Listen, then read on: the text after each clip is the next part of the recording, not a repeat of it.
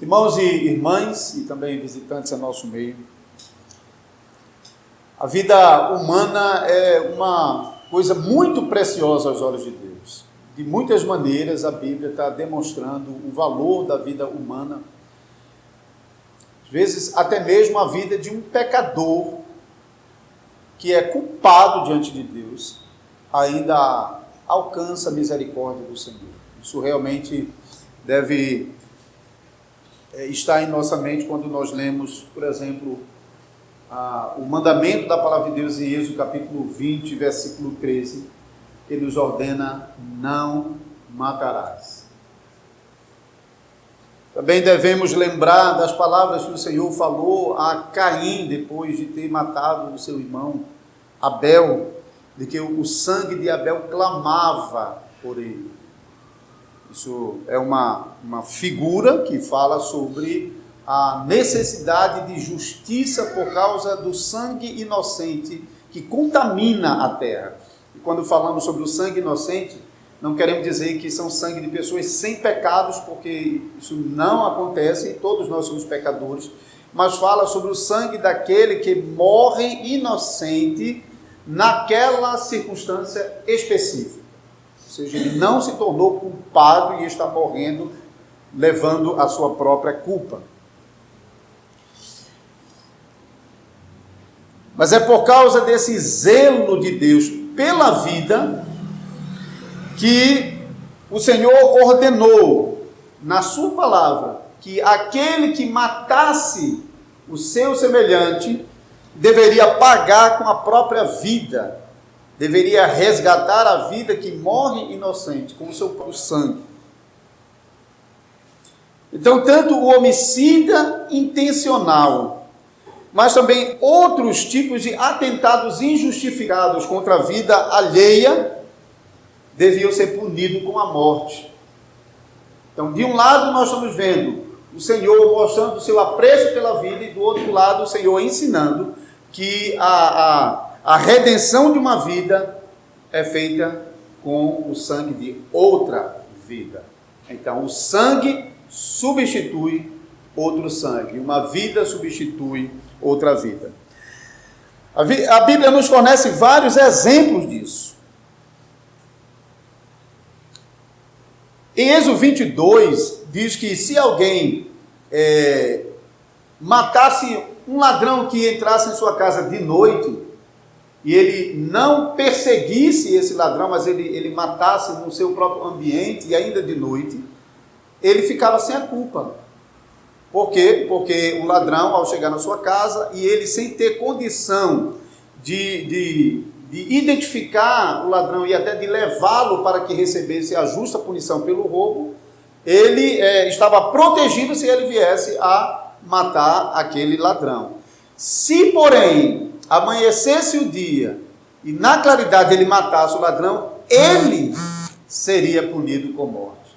Por quê? Porque ele não teve por valor a vida daquele marginal, mesmo sendo um ladrão, e atentou contra a vida dele quando ele poderia ter identificado e levado às autoridades. Um outro exemplo que Deus dá para nos ensinar sobre o apreço pela vida humana está em Deuteronômio capítulo 22, versículo 8. Se alguém fosse construir uma casa em um plano elevado, ele deveria colocar proteção em volta da casa, um tipo de parapeito, de mureta, para que ninguém caísse lá de cima e acabasse morrendo. Se ele não fizesse isso e alguém caísse de sua casa e morresse, ele pagaria com a própria vida, porque ele não teve cuidado com a vida alheia quando ele construiu e não se preveniu de que esse tipo de situação acontecesse. Ainda um terceiro exemplo: se um animal bravo de alguém, Êxodo 21, 28 a 32 fala sobre um touro. Se o animal bravo de alguém acabasse ferindo o outro ao ponto de matar, morreria o animal que cometeu a agressão e o dono do animal, que sabendo que o seu animal era agressivo, não protegeu a vida de outras pessoas do dano que poderia causar ao seu animal. Eu acho que a gente hoje tem exemplos assim com cachorros, hein? Pessoas que não têm o devido cuidado e inocentes acabam morrendo com ataque de cachorros, e deveria a pessoa receber a justa punição porque não teve o devido cuidado com a vida alheia. Então, quando acontecesse de uma pessoa morrer por causa da perversidade, do ódio ou até mesmo da negligência de outras pessoas, então a maneira como aquele que morreu seria redimido seria por meio do sangue daquele que cometeu o homicídio. E o responsável por executar esse castigo era um parente mais próximo da vítima. Tanto o número 35 como o texto, capítulo 20, o versículo 3, indica isso. No final do versículo 3, falando sobre o vingador de sangue, lá em Números 35, 19, mostra que era um parente próximo. Então, por causa do sangue daquele que foi morto injustificadamente, a terra ficava contaminada.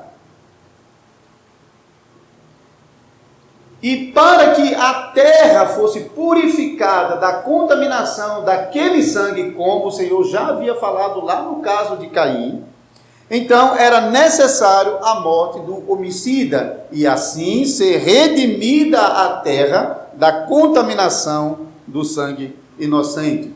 Lá em Números, em Gênesis capítulo 9, versículos 5 e 6, o Senhor já havia ordenado que aquele que derramar o sangue do homem, o seu sangue será derramado. Então, vida por vida. Mas, dito isto, o que dizer daquelas situações onde alguém chega a matar o outro sem nenhuma intenção, sem nenhuma culpa, sem nenhuma culpabilidade intencional? Como tratar essa situação? O exemplo que a Bíblia dá é de um caso de alguém que vai com seu amigo para o campo para cortar lenha, e enquanto ele está cortando a lenha, o ferro escapole do cabo do machado e acaba atingindo outra pessoa que vem a morrer em razão desse golpe. Considerando que não havia nenhuma negligência por parte do rachador de lenha, que deveria ter cuidado com o seu próprio instrumento, assim como o construtor de uma casa devia ter cuidado com a sua construção, e o dono de um animal agressivo deveria ter cuidado com o seu animal. Então, considerando que ele teve o devido cuidado, o fato de que o ferro escapuliu do machado foi completamente sem uma intenção. Então, nesses casos, para evitar que a terra seja contaminada agora com a morte do agressor, que não teve a responsabilidade na morte daquela outra pessoa, então o Senhor Deus proveu as cidades de refúgio. Então veja que o foco que está se dirigindo aqui é para a reparação e a santificação da terra onde nós habitamos, não necessariamente a pessoa e a família da pessoa. Se alguém cometesse um crime, o sangue então desse morto contaminava a terra e a reparação se dava pela morte do homicida.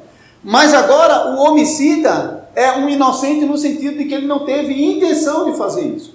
Então, se ele é punido com a morte, agora seria o seu sangue que contaminaria a terra. Então, para proteger a terra dessa contaminação, Deus então providenciou as cidades de refúgio para onde esses criminosos, esses homicidas não intencionais, eles deveriam escapar. Então, o texto relaciona 6 cidades de refúgio, versículo 7 até o versículo 8, apontam 3 cidades de refúgio que Moisés já havia designado na margem anterior ao Jordão, antes de atravessar o Jordão.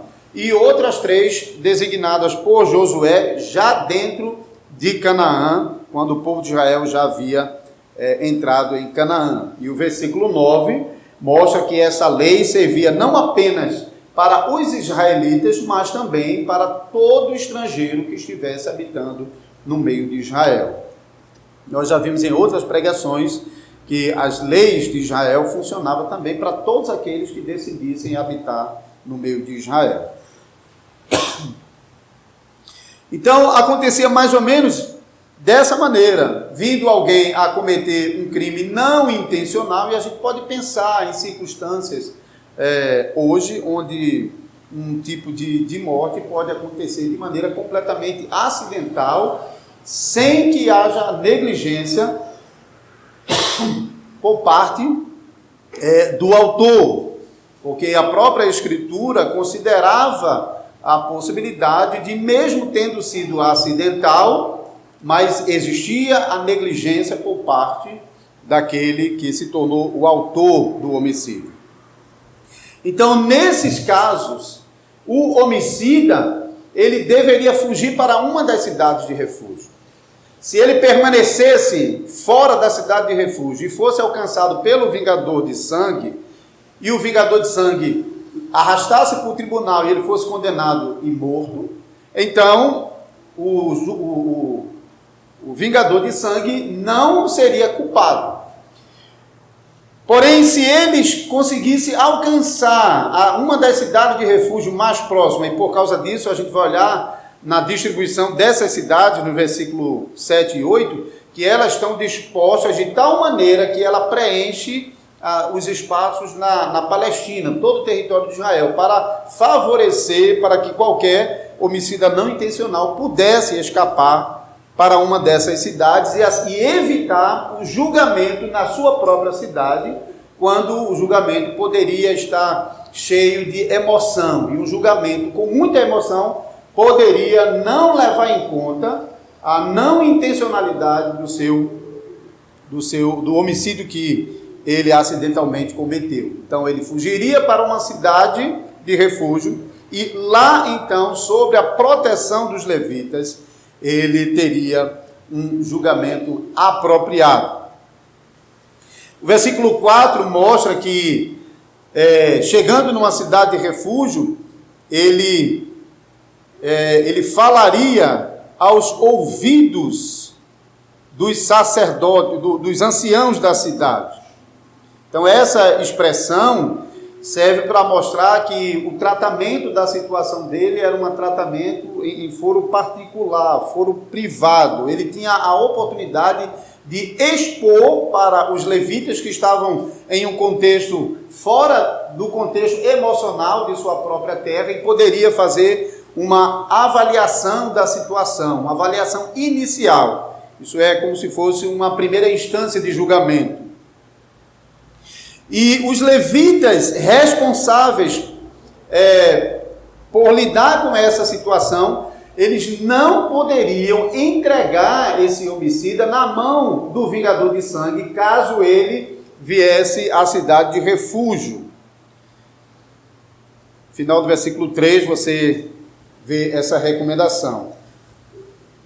Porque o homicida não intencional, ele teria ainda direito a um julgamento mais amplo, onde naquele momento o julgamento teria as duas partes. Então, o vingador de sangue representando a parte ofendida, aquele que morreu no homicídio, por isso era um parente próximo, ele então representaria a acusação diante dos levitas daquela cidade. E o homicida teria o direito de se defender agora diante dos anciãos da cidade. Então isso é um tipo de segunda instância agora, onde a gente teria os dois lados do julgamento muito mais expressivo. Então, afirmada a inocência desse homicida não intencional diante do crime que ele cometeu, então ele ficava protegido para o resto da sua vida dentro dessa cidade de refúgio e não poderia ser alcançado pelo vingador de sangue em hipótese alguma. Se por acaso o vingador de sangue o matasse enquanto ele estivesse protegido na cidade de refúgio, era o vingador de sangue com sua própria vida. Do outro lado, se ele deixasse o ambiente da cidade de refúgio e o vingador de sangue o pegasse então, e o matasse, o vingador de sangue ficaria livre de qualquer culpa e condenação. Agora, deixe-me falar um pouco mais sobre essa expressão que nós temos aqui, vingador de sangue. Porque a expressão pode ser que nos dirija mais rapidamente para um tipo de justiça social, onde a vingança pelo morto está em evidência.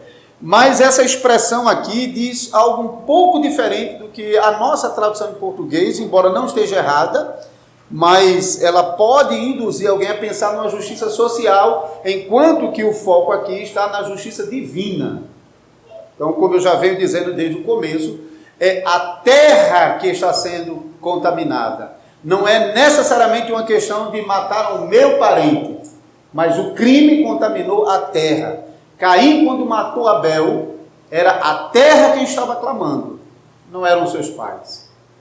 Então, quando o crime era cometido, a terra ficava contaminada por causa do sangue daquele inocente, e então esse sangue deveria ser vindicado. A expressão, então, vingador de sangue, é a mesma palavra para redentor, resgatador. Você se lembra do caso de Boaz, em Ruth capítulo 3? Que Boaz era o remidor de Ruth, porque ele era o parente próximo do marido de Ruth que havia morrido quando ainda estava em Moabe. A família havia saído de Israel e ido para Moabe, e lá os 2 filhos de Noemi acabaram morrendo, e ela retornou para casa. Uma de suas noras, Ruth, acompanhou ela, e agora chegando em Israel, caberia ao remidor, ao redentor, ao resgatador, proteger o nome do falecido que não havia deixado herança, para que ele não tivesse o seu nome riscado de Israel, mas o seu filho, agora por meio do resgatador, pudesse suscitar a sua herança. Então, observe que também nesse caso de Ruth, capítulo 3, o papel do remidor é resgatar a porção da herança que cabia àquele que havia morrido. Então, há uma forte ligação entre o parente próximo fazendo esse tipo de resgate e a preservação da terra que Deus deu como possessão.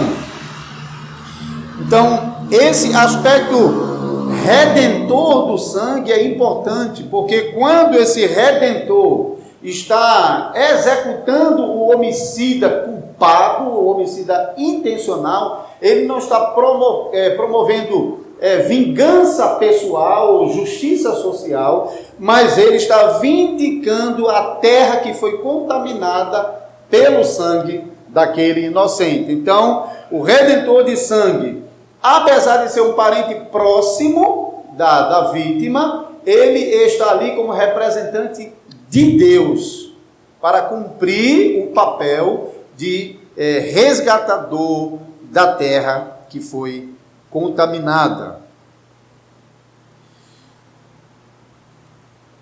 Nós lemos que esse aspecto da contaminação da terra era tão forte dentro do aspecto da aliança do povo de Deus, que em Levítico 18, versículo 24 e 25, Deus adverte os israelitas para não cometerem os mesmos pecados que os habitantes de Canaã estavam cometendo, porque os habitantes de Canaã estavam sendo expulsos da terra justamente por causa desses pecados. Então, se Israel viesse a cometer os mesmos pecados e crimes que os habitantes de Canaã, eles também seriam vomitados da terra, eles também perderiam, eles contaminariam a terra e perderiam o direito de continuar morando nela, e a gente sabe que isso exatamente aconteceu. Israel tanto fez de provocar a ira de Deus, contaminando a terra com seus pecados, que chegou o momento que Deus decretou que eles seriam expulsos da terra por causa dos seus pecados, porque eles haviam durante séculos contaminado a terra que Deus havia dado como herança. Isso aconteceu no cativeiro babilônico. Depois Deus, em sua misericórdia, traz de volta Israel para Canaã.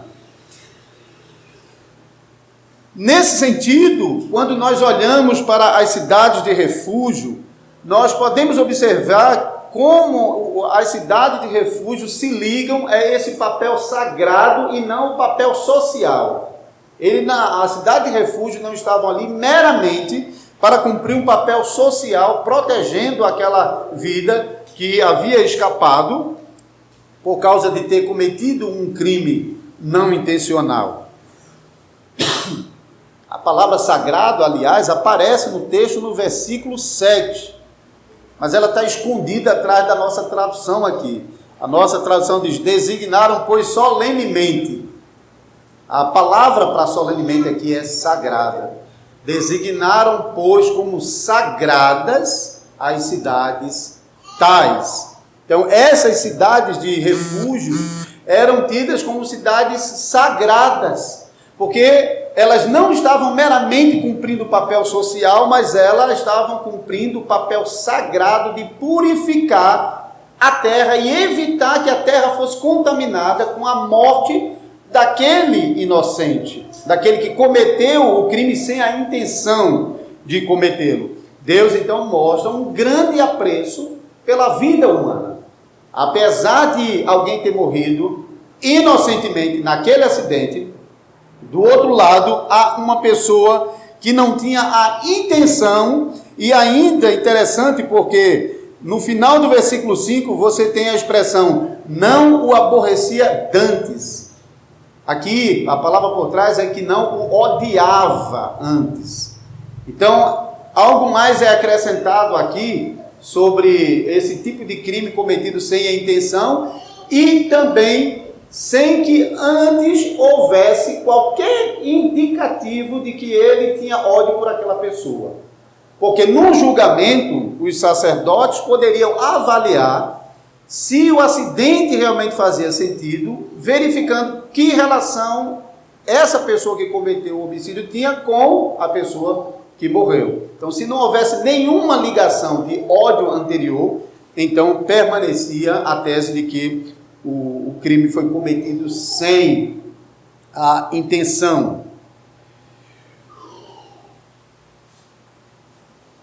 Outra indicação do aspecto sagrado das cidades de refúgio é que todas elas, as 6 cidades, e Deuteronômio chega a dizer que, se necessário, mais outras 3 cidades deveriam ser designadas se Israel expandisse bem o seu território. Então, para que houvesse mais oportunidade para os homicidas não intencionais escaparem, mais cidades de refúgio deveriam ser estabelecidas. E todas as 6 cidades de refúgio que nós lemos aqui nos versículos 7 e 8, todas elas eram cidades levitas. Então Deus atrelou a função da cidade de refúgio com o papel remidor dos levitas, porque os levitas, nós vamos ver mais sobre o trabalho deles na próxima pregação, capítulo 21, os levitas tinham a função sacerdotal no meio do povo de Israel. Os levitas representavam Deus e os levitas aplicavam a redenção sobre o povo que estava acontecendo lá no altar, no tabernáculo e no templo lá em Jerusalém. Nem todas as pessoas estavam assistindo o que estava acontecendo em Jerusalém, mas em todas as tribos, todas as 12 tribos, existiam cidades de levitas para oficiados em todos os territórios de Israel. E Deus então liga o papel da cidade de refúgio ao papel dos levitas, o papel sagrado do levita.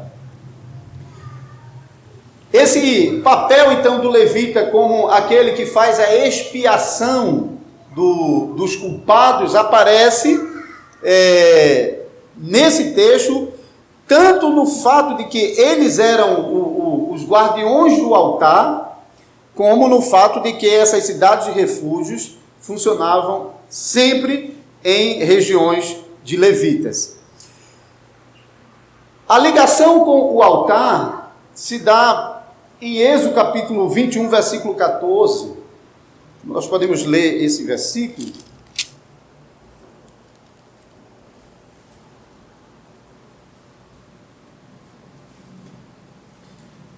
Se alguém vier maliciosamente contra o próximo, matando a traição, tirá-lo-ás até mesmo do meu altar para que morra.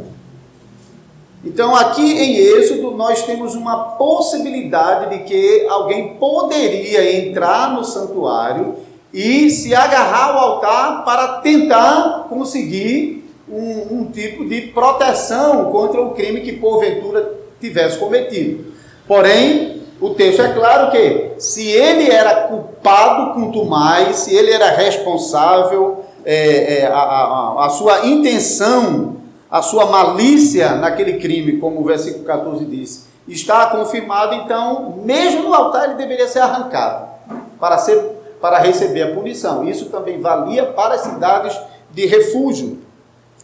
Na cidade de refúgio, eles deveriam esperar até, o versículo 6, até que ele comparecesse em juízo perante a congregação. Então ele não ficaria apenas naquela avaliação primária do levita, dos anciãos da cidade, mas, anciãos levitas, que a cidade era de levitas, mas eles teriam de aparecer perante a congregação para estabelecer o fato. E uma vez o fato estabelecido, ainda que ele estivesse na cidade de refúgio, ainda que ele estivesse agarrado ao altar, ele deveria ser retirado e deveria receber a punição, porque só assim a terra seria purificada da contaminação do crime que ele havia cometido. Nós observamos que, algum tempo depois, duas pessoas fazem uso desse artifício para se proteger de uma possível condenação. O primeiro caso está em 1 Reis, capítulo 1. Os dois casos são com Salomão, na época de Salomão. O primeiro deles está em 1 Reis, logo no comecinho. Capítulo 1, os últimos versículos.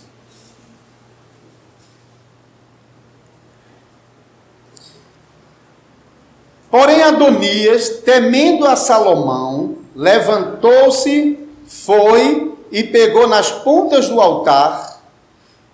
Foi dito a Salomão: eis que Adonias tem medo de ti, porque pega nas pontas do altar, dizendo: jura-me hoje, o rei Salomão, que não matará seu servo à espada. Respondeu Salomão: se for homem de bem, nenhum só cabelo cairá em terra. Porém, se achar nele maldade, morrerá. Então veja a aplicação de Êxodo capítulo 21. Enviou o rei Salomão mensageiros e o fizeram descer do altar. E então veio ele, Adonias, se prostrou perante o rei Salomão e este lhe disse: vai para a tua casa. Então recebeu perdão do rei, porque como o rei já havia dito, se for homem de bem, nenhum mal vai lhe acontecer. Mas se houver culpa, não vai escapar. Então aqui nós vemos um caso onde a inocência foi comprovada e ele então recebe a devida proteção. O outro caso está no capítulo seguinte, versículo 28 a 34.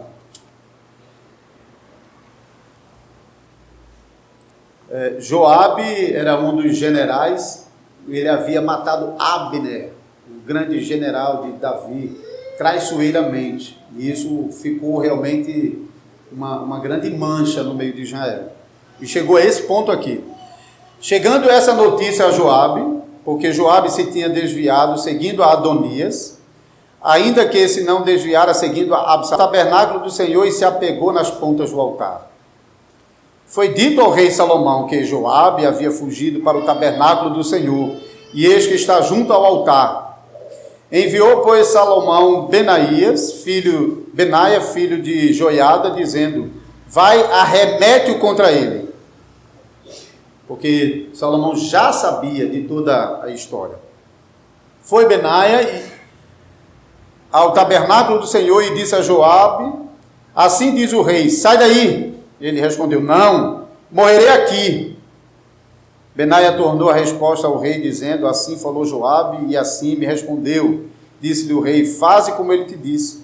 arremete contra ele e o sepulto, para que tires de mim e da casa de meu pai a culpa de sangue de Joabe, que Joabe sem causa derramou. Assim o Senhor fará recair a culpa de sangue de Joabe sobre a sua cabeça, porque arremeteu contra 2 homens mais justos e melhores do que ele, e os matou à espada, sem que Davi, meu pai, o soubesse. Isto é, a Abner, filho de Ner, comandante do exército de Israel, e a Amasa, filho de Jeter, comandante do exército de Judá. Assim recairá o sangue deste sobre a cabeça de Joabe e sobre a cabeça da sua descendência para sempre, mas a Davi, a sua descendência, e a sua casa, e a seu trono, dará o Senhor paz para todo sempre. Subiu Benaia, filho de Joiada, arremeteu contra ele e o matou, e foi sepultado em sua casa no deserto. Em lugar de Joabe, constituiu o rei por comandante do exército a Benaia, filho de Joiada, e em lugar de Abiatar, a Zadok por sacerdote.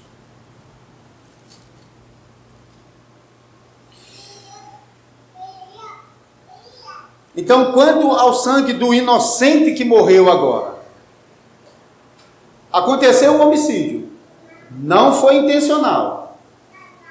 Esse homicida não intencional estava protegido pelas leis de Israel para não ser punido com morte, porque do contrário a terra seria contaminada agora pela sua morte, porque ele foi inocente no caso desse homicídio, ou seja, ele não teve a intenção e a malícia contra aquela pessoa. Mas agora o que dizer do inocente que morreu? Porque está lá, o inocente morreu, o seu sangue foi derramado em terra. Já que o outro não foi punido, como então reparar o sangue inocente que caiu por terra? Nós lemos sobre isso no versículo 6 do texto do capítulo 20. E habitará, pois, na mesma cidade até que compareça em juízo perante a congregação, até que morra o sumo sacerdote que for naqueles dias. E então tornará homicida e voltará à sua cidade e à sua casa, à cidade onde fugiu.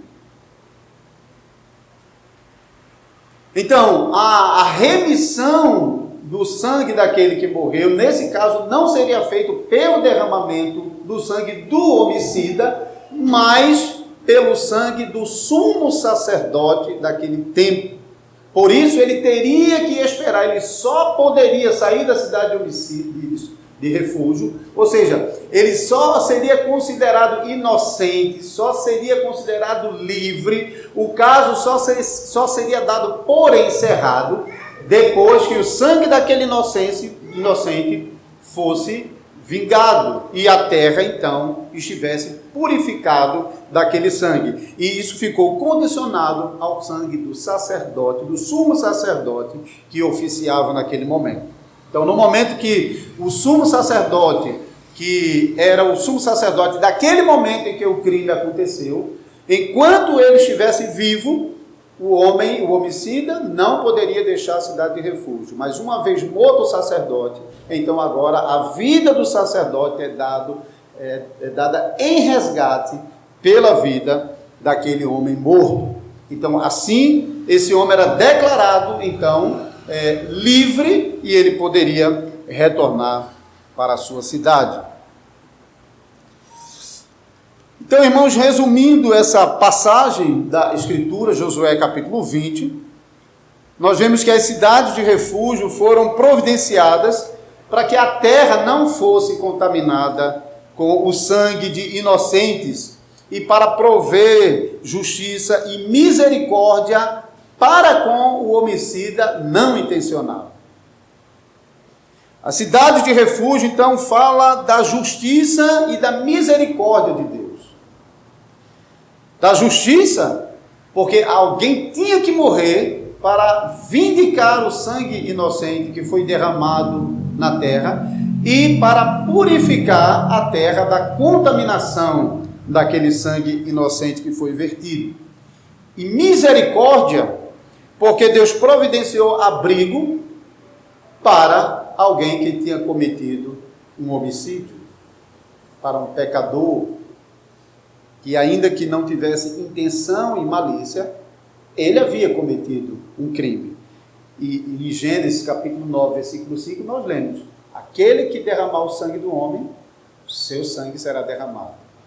E agora o Senhor abre a porta da misericórdia no meio dessa necessidade de justiça, mostrando assim compaixão por um pecador que o procura como abrigo para proteger a sua vida. Agora vamos pensar um pouco sobre a nossa situação hoje. Primeiro, deixe-me dizer como essa cidade de refúgios, esses princípios da cidade de refúgio, eles foram sendo aplicados ao longo da história, até mesmo no período cristão. A cidade de refúgio não era uma exclusividade de Israel. Outras nações tinham lugares de refúgio também, não necessariamente cidades, mas lugares de refúgio. Nesses lugares de refúgios, todo tipo de criminoso, de transgressor, procuravam abrigo.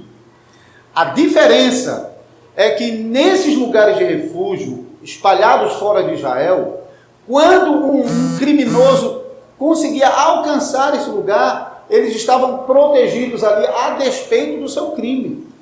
Eles não poderiam ser punidos, mesmo que eles fossem julgados, declarados culpados. Isso não acontecia em Israel. Em Israel, o culpado deveria pagar com a vida.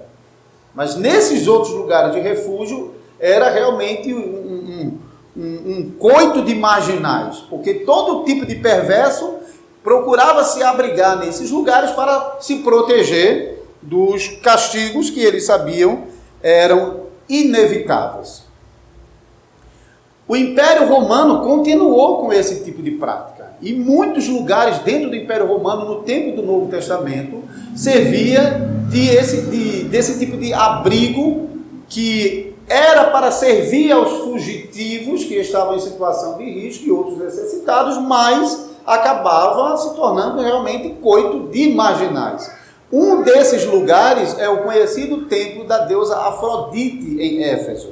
Nós lemos sobre esse lugar nas cartas de Paulo, e esse lugar, além de ser um lugar dedicado ao templo, à adoração pagã a Afrodite e a uma série de prostituição, também servia como coito de criminosos. A igreja cristã, no seu desenvolvimento, na sua expansão no cristianismo, procurou aplicar os princípios da cidade de refúgio. E muitas igrejas, em vários lugares, funcionavam como abrigos para pessoas fugitivas, para que elas pudessem ter a possibilidade de serem protegidas até um julgamento justo, e também para fornecer abrigo a idosos, principalmente aqueles que haviam sido abandonados na cidade por seus parentes, que não queriam levar a carga. Então essas igrejas, elas funcionavam como um tipo de abrigo, tanto para o fugitivo como para os idosos. Mas infelizmente a igreja romana, ela seguiu muito mais o exemplo de Roma do que os princípios do Antigo Testamento.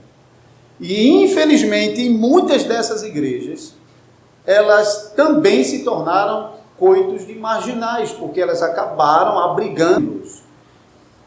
Essa foi a razão porque, na época da grande reforma protestante do século XVI, as igrejas da reforma decidiram descontinuar esse tipo de atividade nas igrejas. Você não vê as igrejas da época da reforma aplicando esses princípios.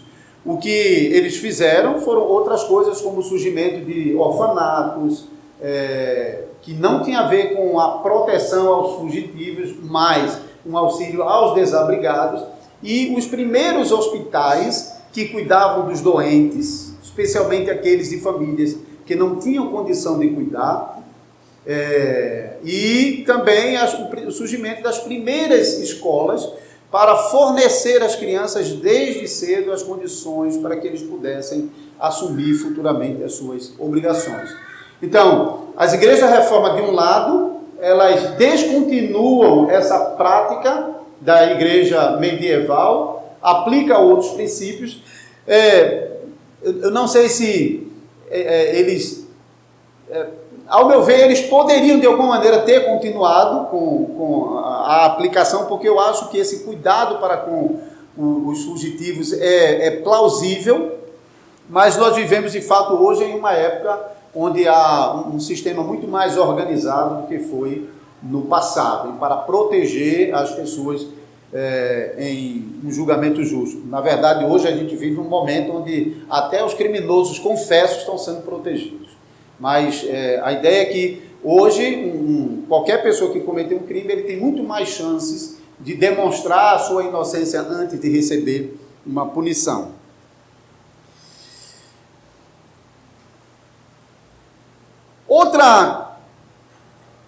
Outra coisa que devemos agora pensar na aplicação, ou uma outra maneira de nós aplicarmos os princípios da cidade de refúgio ao nosso próprio contexto hoje, é como a igreja pode estender essa misericórdia para aqueles que, por outros motivos, tiveram de fugir de sua pátria e vivem como um estrangeiro nessa cidade. Então, no caso das cidades de refúgio, apesar de serem todos da nação de Israel, eles tinham que deixar para trás a sua casa, a sua família, a sua produção, o seu plantio, deixavam tudo para fugir para a cidade de refúgio.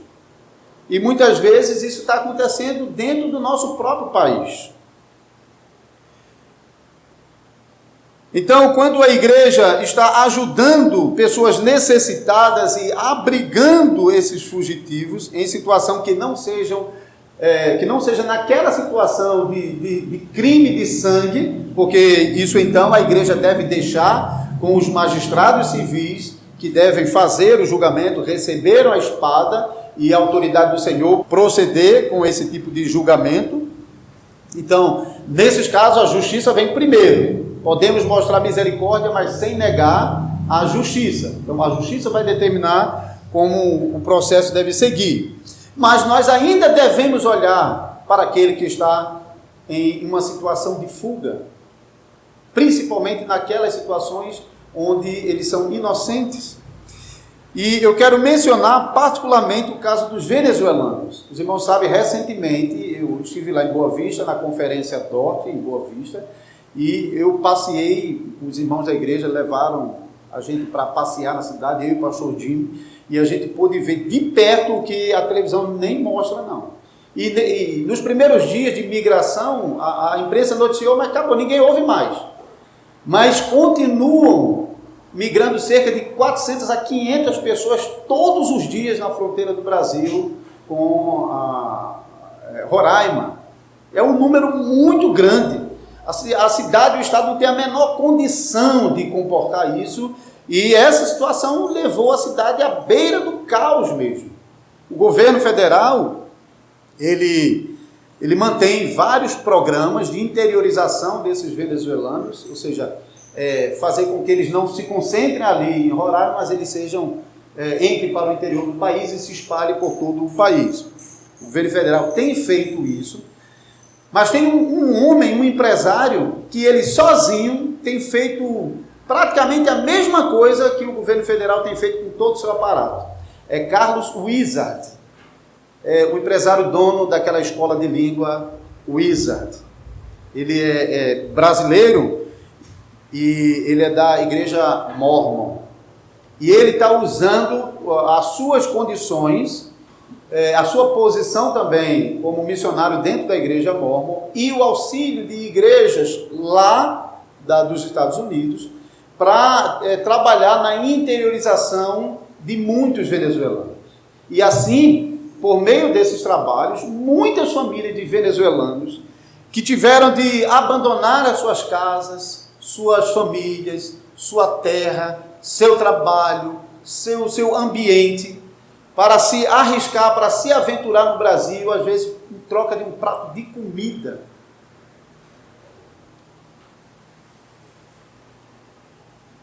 Eu sei que tem igrejas que também têm feito esse trabalho. Mas eu não tenho lido que as igrejas têm feito um trabalho muito expressivo nesse sentido. E eu acho que nós temos muito mais razão para aplicar os princípios bíblicos a situações especiais como essa. Eu sei que nós podemos listar uma série de outras situações. Mas, no momento, essa é uma das grandes situações de calamidade que a gente não sente porque a gente está bem distante. Mas se você se aproxima à fronteira, você vai ver um estado de caos, andando pela rua. O irmão que eu fiquei hospedado na casa dele, ele disse que antigamente, quando ele assistia na reportagem o caso daqueles barcos chegando com imigrantes vindo da África, ele ficava horrorizado, defendendo, disse como é possível, como é que a França vai e outros países vão conseguir lidar com isso? Não, essas pessoas têm que voltar. Agora ele estava lidando com isso diariamente na sua própria cidade. E até acolhendo dentro da sua casa, não para morar, mas para dar trabalho a venezuelanos, para pelo menos eles terem o que comer. Mas o caos realmente tem se estabelecido naquela cidade. Eu acho que nós, como igrejas, falando geralmente mesmo, nós poderíamos fazer muito mais do que nós temos feito.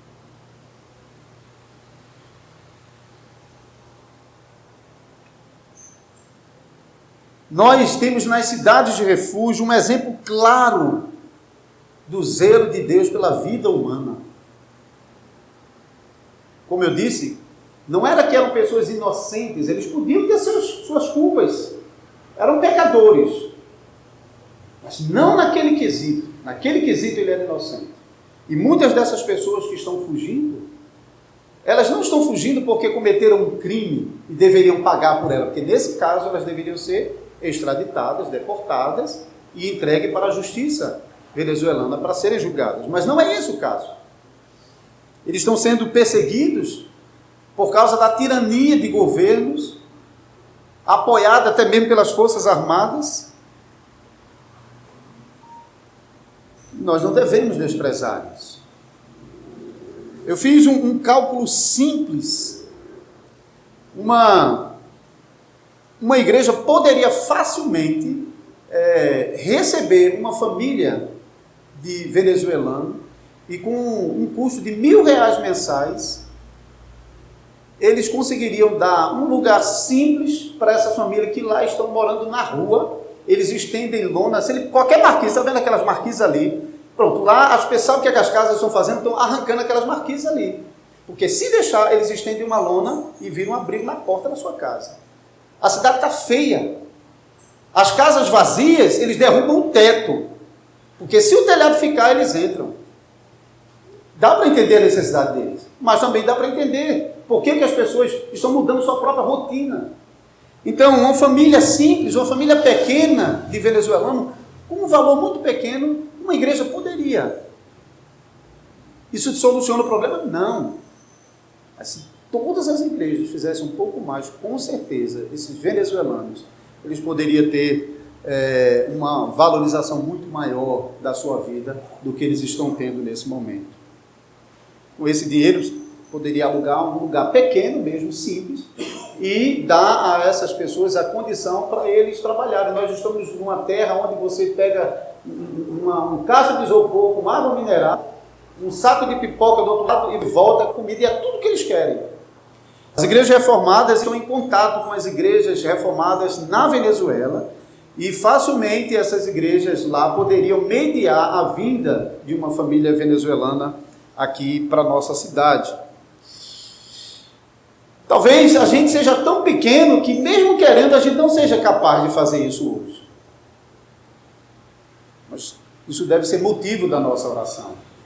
Devemos lamentar o fato que não podemos fazer muita coisa e devemos orar para que Deus tenha misericórdia dessas pessoas. Por fim, precisamos pensar em nossa própria condição como pecador. Se nós somos inocentes de matar uma pessoa, e seria uma injustiça se eu fosse preso, ou mais ainda se fosse morto, não somos inocentes de pecarmos contra Deus. Não somos. O veredito contra nós é culpados. Nossos pecados, como o de todo mundo, têm contaminado a terra. E por causa disso, Deus já determinou que quando o Filho dele vier, ele vai purificar essa terra dos pecados dos homens. E todos aqueles que têm vivido em pecado e em transgressão contra Deus serão vomitados da terra. Serão expulsos, eliminados, não terão um lugar na terra restaurada que Deus prometeu. Nós, por causa dos nossos pecados cometidos contra Deus, nós não tínhamos direito à misericórdia. Não podíamos apelar para a misericórdia. Nossos crimes deveriam ser vindicados com o derramamento do nosso próprio sangue, porque nós somos culpados de ofender a Deus. Nós somos culpados pelos nossos pecados diante de Deus todos os dias. Mas apesar disso, o nosso Deus providenciou um refúgio seguro para onde nós, pecadores culpados, pudéssemos correr e salvar a nossa alma. Deus providenciou um redentor para nós. Ele providenciou não somente um lugar para nos abrigarmos, mas um redentor que pudesse, por meio do seu próprio sangue derramado, resgatar da maldição e da condenação milhares, milhões de pecadores e assim purificar a terra que foi contaminada com os nossos pecados. O nosso Deus providenciou um redentor que fizesse justiça por nós, morrendo em nosso lugar. Um redentor que, tendo alcançado justiça para nós, abrisse para nós a porta da misericórdia, num abrigo seguro que Ele nos preparou. Olhe, irmãos, para o grande amor de Deus que Ele tem mostrado por você, pecador culpado.